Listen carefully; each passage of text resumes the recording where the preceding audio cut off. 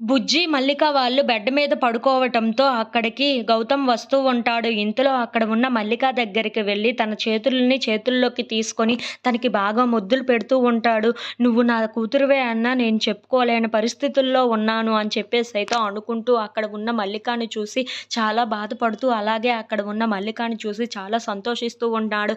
"నువ్వే నా కూతురివన్న విషయం తెలిసింది నాకు. అంతే చాలు" అని చెప్పేసైతే అనుకుంటూ అక్కడ ఉన్న మల్లికను అలా చూస్తూ ఉండిపోతాడు.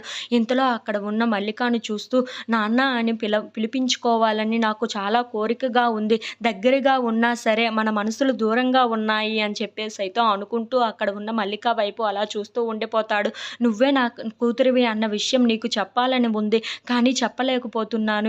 ఏం చెయ్యాలో అర్థం కావటం లేదు నాకు" అని చెప్పేసైతే అనుకుంటూ ఆ మల్లికను అలా చూస్తూ ఉండిపోతాడు. ఇంతలో అక్కడ ఉన్న గౌతమ్ మాత్రం ఎలాగైనా సరే ఆ విషయం తొందరలోనే నీకు తెలియాలని నేను కోరుకుంటున్నాను.